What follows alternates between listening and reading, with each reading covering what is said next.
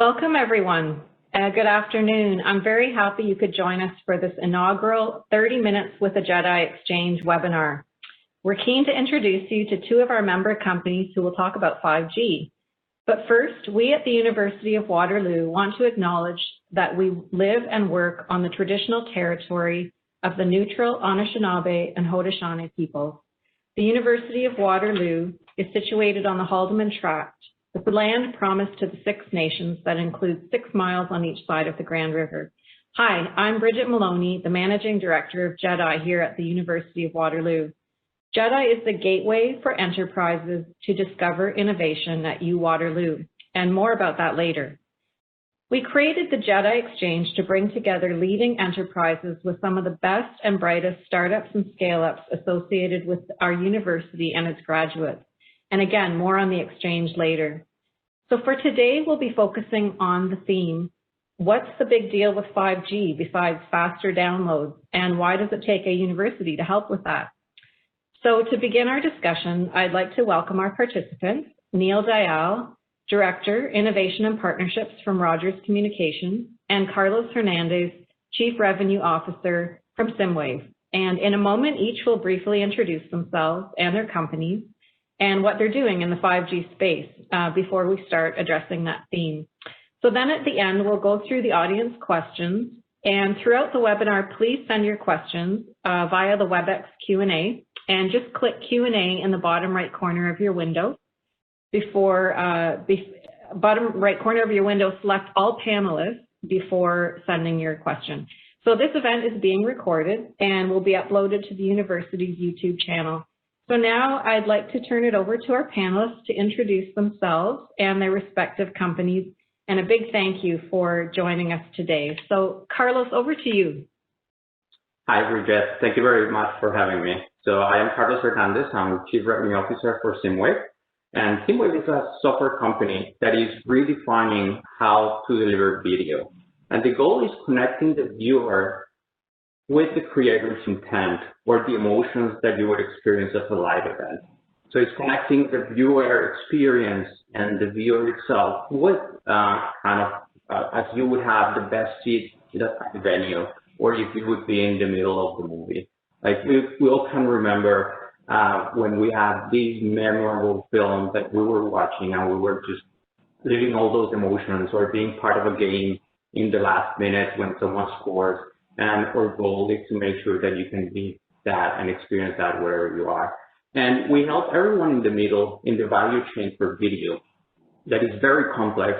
We help them to scale, to optimize, and to improve the way video is transmitted while reducing costs. And we can do that because professors at the University of Waterloo work many, many years more than the human visual system software, putting what the eye sees and what the brain processes on software, so we can represent how you see the video, and then we can help all these people to make video better. So Simwave makes video better. That's great. Thanks, Carlos. Thank you. Over to you to introduce yourself. Yeah, so Simwave makes video better for Rogers customers as well. So I'm very happy to be on the panel with Carlos. So my name is Neil Dale. As you mentioned, I'm the Director of Innovation and Partnerships at Rogers Communications. Most people know us as a telecommunications and media company. And, you know, obviously one of our biggest investments that we're making as a part of our forward-looking plans is around building out our 5G network. And so we have rolled that out to, you know, many communities, 100 in southwestern Ontario as of now. And so we're continuing to build on that rollout and incubate and conduct research to understand what the future is going to bring with 5G. And a lot of that is led by my team and myself. Fantastic. Thanks. Thanks very much, Neil and Carlos. So a few topics to cover with you today, and I'll start with the first one. So 5G hype, a pivotal technology businesses need to adopt, or will they risk being left behind if they don't? And what about the already underserved? So Neil, I'll pass that one over to you to start. Yeah, I mean, it's certainly, you know, if we follow the Gartner hype cycle, I mean, I think everyone can kind of understand where we sit on that cycle. But it is a very important technology And I think what's really interesting about 5G is that it's a horizontal capability.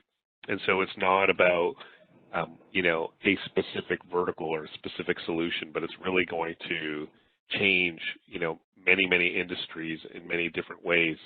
And it's just going to enable a lot of the creativity that I think we just, you know, we haven't been able to harness from a network in the past.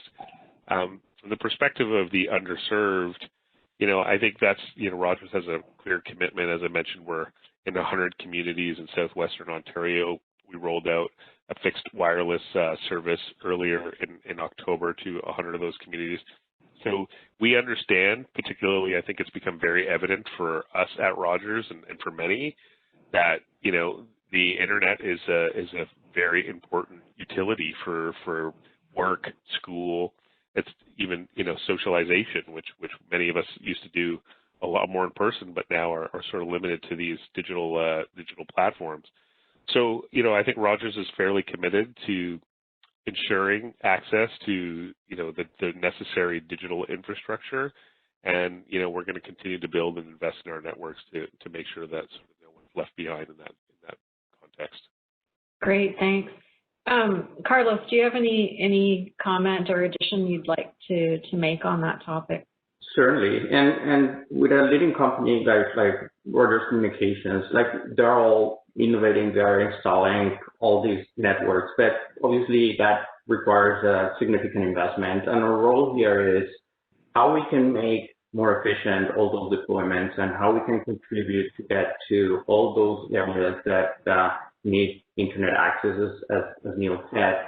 And one of them, I mean, we all have heard about 5G being very high bandwidth and very low latency or real-time communication. But one of the aspects that is very interesting for us specifically is that it is a software-defined network, so you can allocate resources based on the needs just to make sure that you can configure it in a very efficient way. And one of the things that Simwave can contribute is by helping to find the perfect balance between the quality that is needed and the cost that needs to be kind of invested, so we can make those deployments and those services more efficient and therefore easier to reach for everybody. Great, and that segues great into the next question I have, which you may have touched on, and Carlos, but how does 5G change the game specifically for Simwave's customers and Simwave's offerings? So we are network agnostic. So for us, we can help the service providers to evaluate the video quality or 5G networks and compare it on how it would be with fixed networks or fiber. But we can really help to make sure that the transition to 5G provides the same level of quality and that it serves the purpose of the use cases that are defined. So more often, people talk about Internet of Things as it would be kind of automated processes, but there's much more to it. And we believe video is expected to contribute to the vast majority of the traffic on 5G networks. And Neil would probably comment on all the initiatives that are in use cases that involve video, like sensor technology and remote automation and remote capabilities. And clearly being able to help with that video quality and ensure that the conditions are there. So this key technology and the video really that results from it is present, so the companies can get benefit and the users as well from what their intent is with the use of 5G. So for those maybe not as on the call, not as familiar with Simwave, we're so proud that Simwave launched out of research at the university, and I'm personally aware of some of your categories of companies and the fact you're an Emmy award-winning company for engineering and technology. What other beyond Hollywood and sort of news type outlets, what other categories of companies are you able to tell us that SimWave has as customers? So that's one of the big progress that we have made on the last years, that we have expanded to the whole value chain of video, from films and filmmakers to when sports are produced, to everyone that is in the middle. So broadcaster, TV channels, direct to consumer that are kind of in a very high usage these days for the current circumstances. And basically any way that people would get video at home or for any other purposes, we are supporting now to ensure that there's equality, but also that the conditions and the resources allocated to them are optimal, so it's viable, like financially viable. So from film to viewer, basically, and from sport creation to viewer. Thank you. That's fantastic. Thank you. So Neil, I wanted to ask, there's a great partnership now, a little over a year in, with the University of Waterloo and Rogers. And how, why or how did partnering with Waterloo make a difference, and is making a difference for Rogers? Yeah, excuse me. So, I think what's interesting about 5G is it's not sort of a singular technology. It's actually a combination of many technologies. It involves various spectrum bands. So, as many people would know, we were able to secure a number of bands within the 600 megahertz spectrum, and that provides a lot of coverage and propagation capabilities and penetration capabilities. So, that opens up a whole set of use cases. One of them being, as I mentioned, some of our capabilities around fixed wireless, but it allows for some of the potentially industrial type of applications where, you have different terrains like a mine, et cetera, that will allow for improved coverage. Then you have kind of the mid-band, part of 5G, which is at the 3.5 gigahertz. And, that's really focused on, that's probably going to be the meat of the 5G spectrum allocation, which is going to allow for, a lot of the use cases that we think of around smart transportation and smart cities. And then you have millimeter wave, which will, doesn't have the same sort of propagation capabilities, but is going to enable some of the super high speed and super low latency capabilities. And so there's obviously a number of different use cases that will come out of the use of all of these different bands within the 5G, set of frequencies. And it's important for us to understand what all of those opportunities are. And I think in order for us as Rogers to get that visibility into those time frames, how we're going to use things like edge computing and network slicing, that requires a really strong set of partners. And so initially, we signed a very strategic partnership with Ericsson to be our network provider. But we knew that to understand the technology at a deeper level and also to start incubating some of these use cases, we would need to collaborate with a world-class academic institution. And so that's really sort of how the relationship was born with the University of Waterloo.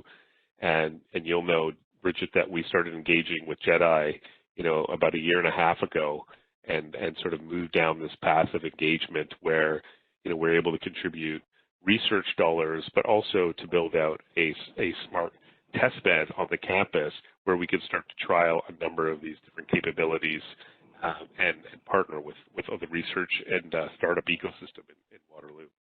Exactly, and thanks, Neil. That's fantastic. And the question I had just asked Carlos about 5G being a game, changing the game for your customers and your own offerings. I think it may be fair to say there's new offerings and ideas are arising within the Rogers family of businesses as a result of 5G. Oh, absolutely. And I think we, working with Carlos and the Simwave team, we're starting to get a really good appreciation of the possibilities of video over 5G. And historically, the relationship with Simwave and Rogers has been a lot about how a customer experiences video at the endpoint. But what we're starting to see with 5G is that there's a lot more opportunity to use video as a sensor capability.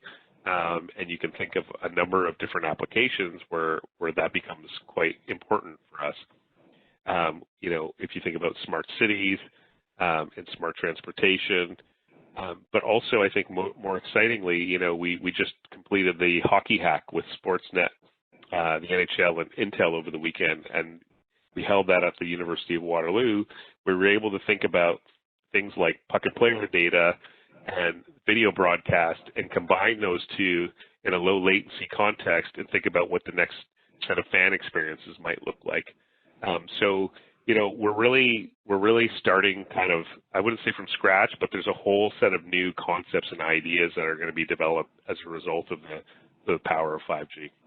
Well, I'm super excited to see where it takes us, not only for business and, you know, industrial Internet of Things and industry, but just exactly, you know, fan experience at a hockey game and or, you know, new innovations around video. So really exciting. So super. Yeah, and I'm very excited about that as well. And I think that a quality-driven, forward-looking service provider like Rogers, with also combining with the brightest minds from the institution like the University of Waterloo and companies like Simwave that are innovating all the time and are pushing the limits of what can be done, is really what is going to be the catalyst for a further transformation based on 5G. So if you would ask, do we know all the applications and the use cases for 5G? I would say no, but we're building them and we're building them together. And when things happen with all these participants, that's where the magic happens in terms of things would be developed, new ideas would be created, and it would be materialized. And I think that's what is so exciting to be here in the region of Waterloo and being part of kind of all these kind of efforts. So I couldn't have said it better, Carlos. I agree 100%. It's the bringing together of multiple parties and bright minds, and we're really fortunate in this region to have such a concentration. So fantastic. So I'll ask one final question before we move on to the audience Q&A. So, you know, we touched on it just briefly, but which businesses most need to pay attention to 5G or risk being disrupted?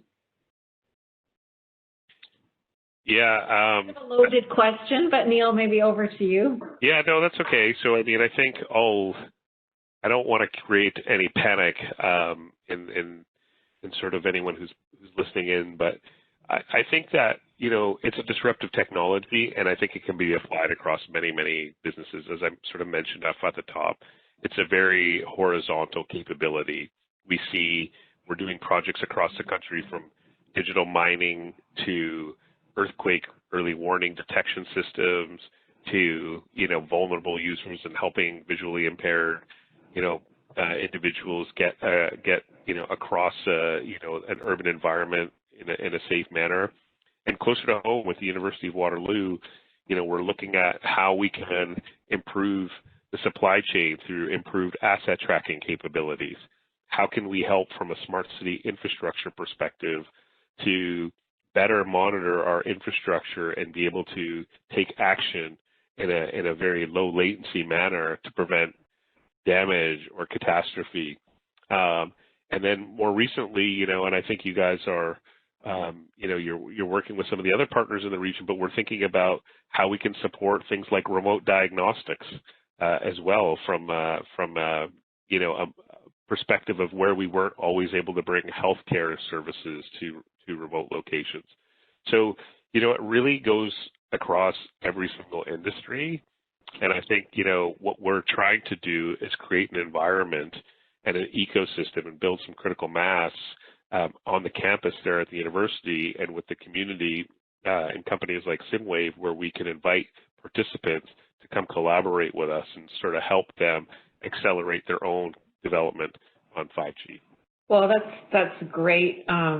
It's a great alignment, just given our recent University of Waterloo announcement of the new $35 million health innovation building and focus, and Velocity will be housed there. So really exciting. Carlos, any final comments you'd like to make before we move over to the audience Q&A?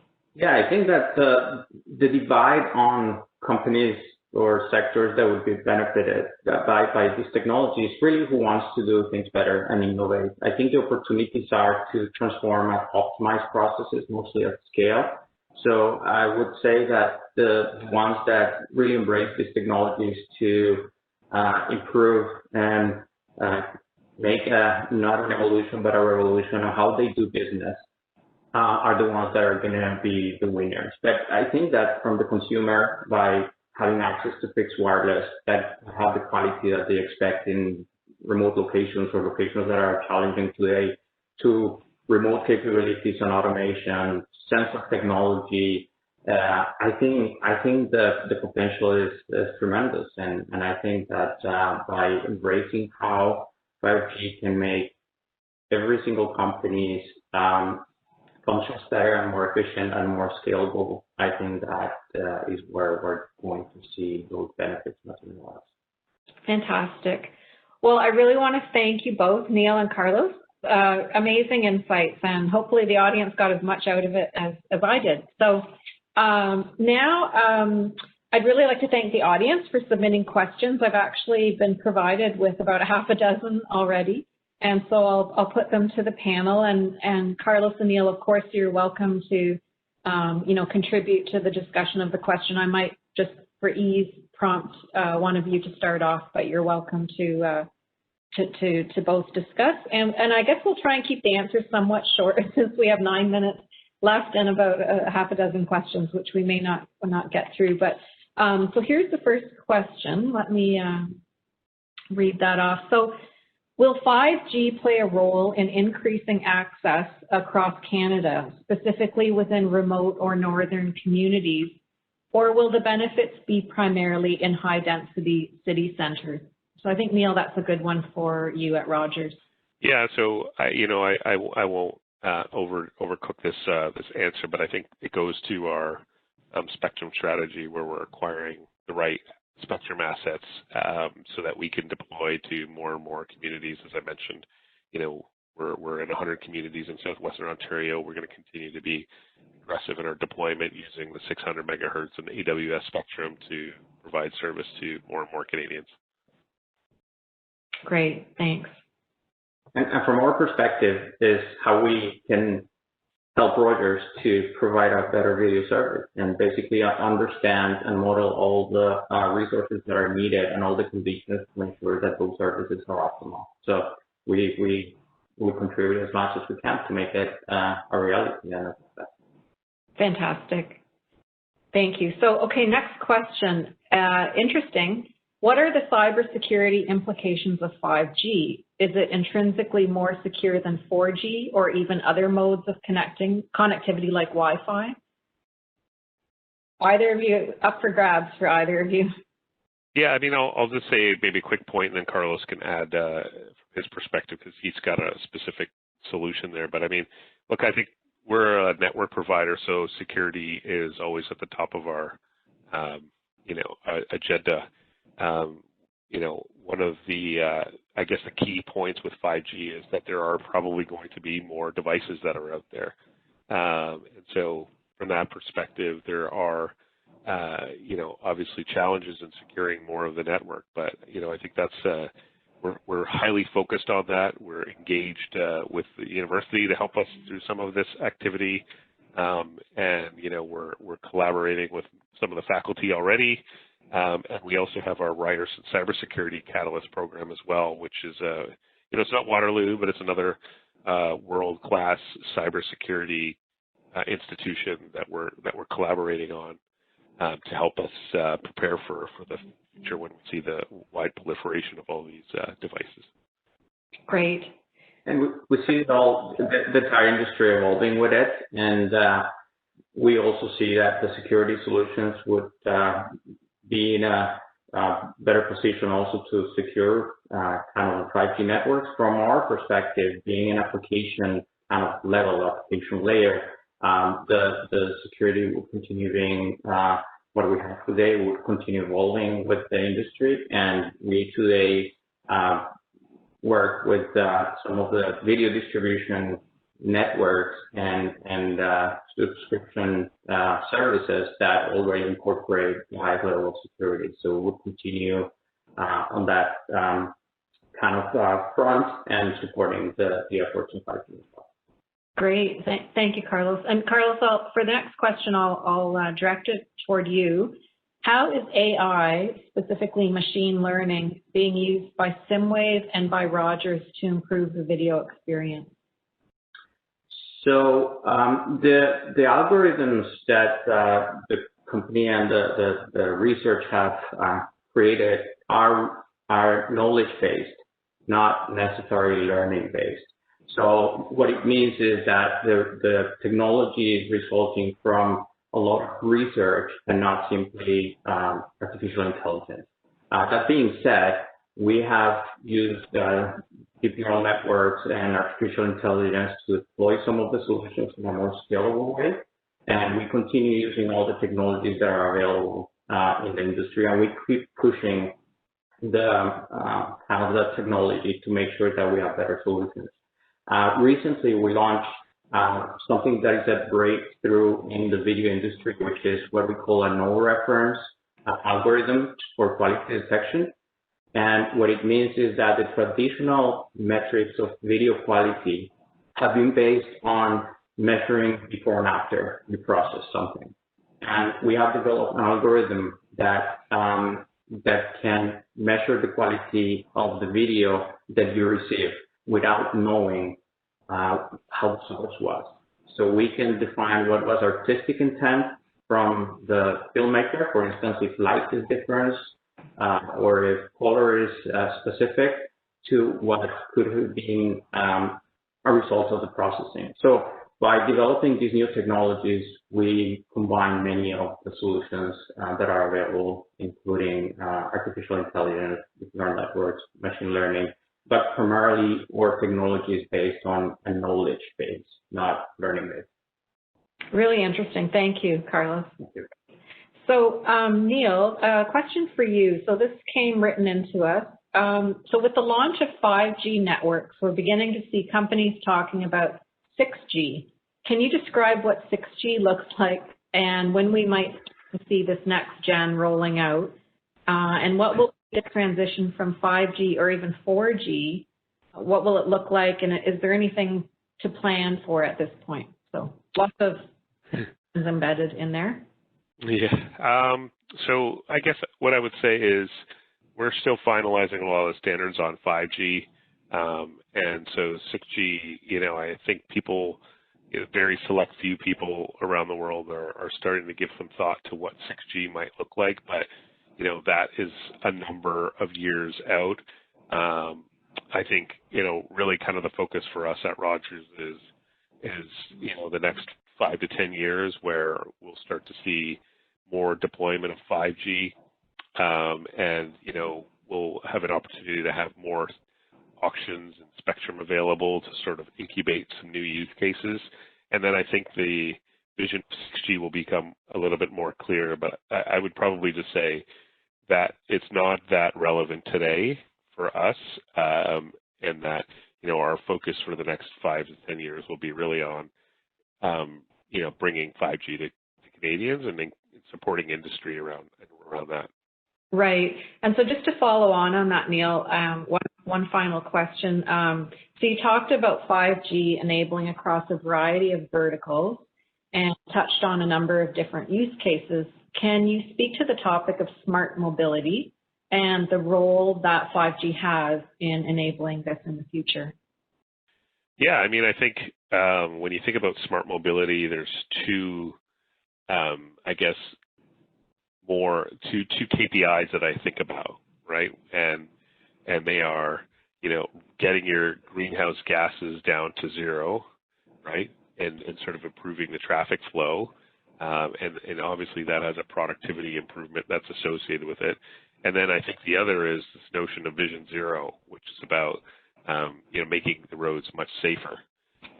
And so what 5G enables is, you know, that real-time, low-latency decision-making that's happening at the edge of the network in order to obviously provide better decisioning to sort of the different elements that are traveling within a transportation infrastructure. So whether it be a pedestrian who's walking, and, as I mentioned, we're working on a project around helping visually impaired individuals, like having something that can in real time support them from a hazard or from a car that's coming around the corner that may not be able to see that person that's walking, or helping a fire truck get through an intersection that's not clogged. That's sort of a very important objective of ours at Rogers, and you can understand how a low latency network is critical to sort of enabling that, right? Because all of these elements need to communicate amongst themselves, but they need to do that in a sort of a near real-time manner. Right. Thanks, Neil. So unfortunately, we're already out of time. That half hour went so fast. I want to thank you very much to you, the audience, for joining us, and a really big thank you to our guests, Carlos Hernandez from Simwave and Neil Dial from Rogers. Your insights and expertise were very much appreciated. So if people who are here joining us today have any further questions, or perhaps you heard something that intrigued you to explore further, I invite you to reach out to me, Bridget Maloney. You can find my email on the GEDI homepage where you registered for this event. And for those not familiar with GEDI or the GEDI Exchange, we're going to do something a little different for this first installment of the webinar series. So please stay for just another 5 minutes, actually about 4.5 minutes to be exact, and we'll describe to you how you might benefit from GEDI and the GEDI Exchange. And I'm just going to show the upcoming event in January. So our next webinar will be in January of the new year. So keep an eye out at uwaterloo.ca/GEDI/event for the exact date and registration details. And for that, we will be looking at advances in X-ray imaging with KA Imaging. We announce events and news via GEDI's LinkedIn and Twitter accounts, so please sign up to these 2 social media feeds for our latest news. And we look forward to seeing you then.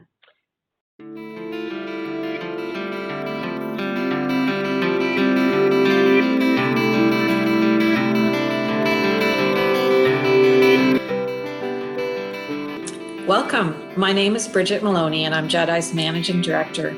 GEDI is the gateway for enterprises to discover innovation, established here at the University of Waterloo. It's the university's corporate engagement office. First, some quick facts about this great institution. UWaterloo is committed to being a global powerhouse for commercializing research, developing new enterprises, and supporting business growth.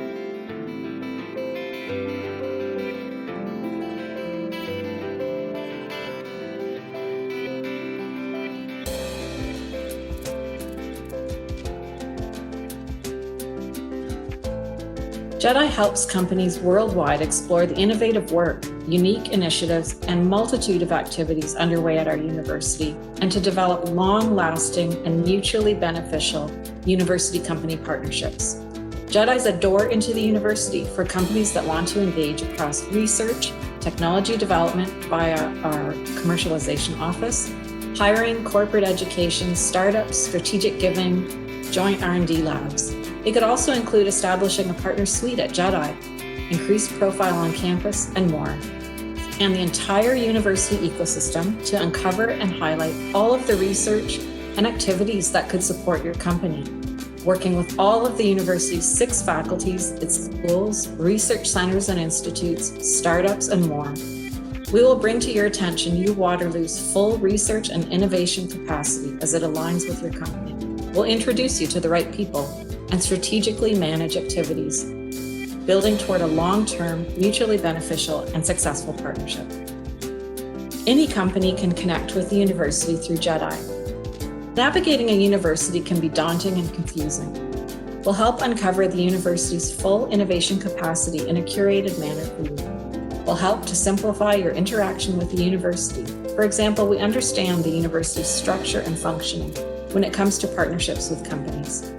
GEDI represents the entire university when it creates connections for a company like yours. We assess and consider the elements of the potential collaboration prior to connecting with all relevant people at the university. Now let me introduce the Exchange. The GEDI Exchange is a program run by GEDI. GEDI Exchange is an ecosystem that fosters high-value interaction among principally Waterloo affiliated startups and scale-ups, with GEDI's large corporate partners and with our researchers and technologies. We make introductions among Exchange members. We deliver programming of interest to our members, such as webinars that spotlight companies who are members of the Exchange and their technologies. GEDI Exchange is free to join for startups and scale-ups. The Exchange provides a platform for new partnerships to form among companies and with the university. Benefits of the Exchange can include the following.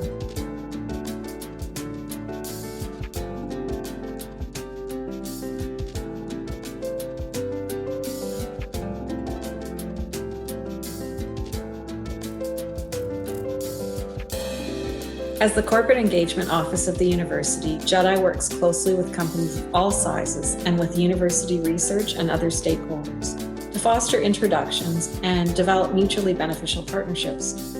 Whether we're all working remotely or in person, we need connections with each other to uncover collaboration opportunities that really advance the mission of both organizations.